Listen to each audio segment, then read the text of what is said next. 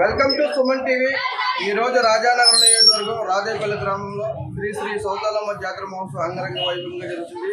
ఈ అమ్మవారి జాతర మహోత్సవం మరి సంక్రాంతి పండుగలో ఈ 3 రోజులు భోగి సంక్రాంతి కనుమ సందర్భంగా ఈ యొక్క అమ్మవారు జాతర మహోత్సవం జరుగుతుందని మన ముందు జెడ్పీటీసీ వాసంశెట్టి పెద్ద వెంకన్న గారు ఉన్నారు। వారి మాటలు తెలుసుకుందాం। అసలు ఈ అమ్మవారి గొప్పతనం ఏంటి, విశిష్టత ఏంటి, ఈ ఆలయాన్ని ఎప్పుడు నిర్మించాలనే విషయం కూడా మన ముందు పెద్దలు వెంకన్న గారు ఉన్నారు। వారి మాటలు తెలుసుకుందాం।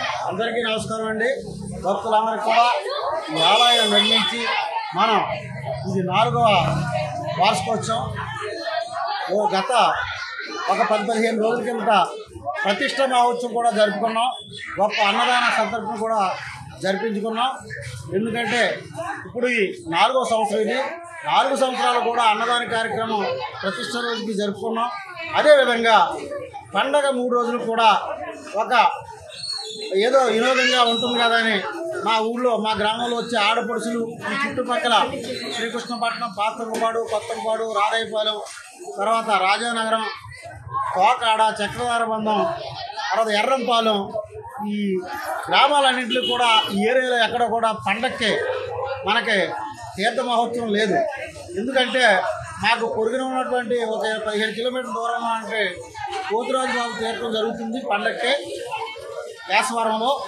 మాకు వినోద కార్యక్రమం ఉండాలి, మా ఆడపడుచులు అందరికీ కూడా పుట్టింటికి వస్తున్నారు, ఒక పండగ వాతావరణం తీసుకురావాలంటే ఒక తీర్థ మహోత్సవాన్ని మనం తలపెడితే బాగుంటుందనే ఉద్దేశంతో కమిటీ వారందరం కూడా ప్రతిష్ట జరిగిన మరుక్షణమే ఒక 10-15 రోజులకు వచ్చే పండగ 3 రోజులు కూడా తీర్థంగా ఏర్పాటు చేసుకుందామని ఒక నిర్ణయం తీసుకుని గత ఇది 4వ సంవత్సరం, 3 సంవత్సరాలు కూడా ఎంత అంగరంగ వైభవంగా భక్తుల సహకారంతో జరిగింది। ఇదే విధంగా ఈ అమ్మవారి యొక్క ఎంతో విశిష్టత గురించి సంతాన లక్ష్మిగా, సౌభాగ్యలక్ష్మిగా ఇలా విరాజిల్లుతూ ఉంది। ఎందుకంటే మా చుట్టుపక్కల ఉన్న 10 గ్రామాలే కాకుండా జిల్లాల దాటి కూడా కీర్తి ప్రశస్తిలో అమ్మవారి యొక్క విరాజిల్లుతూ ఉన్నాయి। నిన్ననే విశాఖ జిల్లా నుంచి, విజయనగరం నుంచి, గుంటూరు నుంచి కూడా వచ్చి భక్తులు దర్శించుకున్నారు। మాకు ఎంతో సంతోషంగా ఉంది।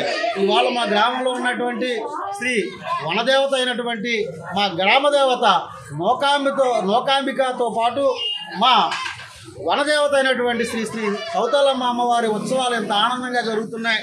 ఈ అమ్మవారి యొక్క కీర్తి ప్రశస్తులు దశ దిశలు వ్యాపించి జిల్లాలు దాటి వెళ్తుందంటే, జిల్లాలో దాటి వెళ్తుందంటే మాకు ఎంతో ఆనందంగా ఉంది।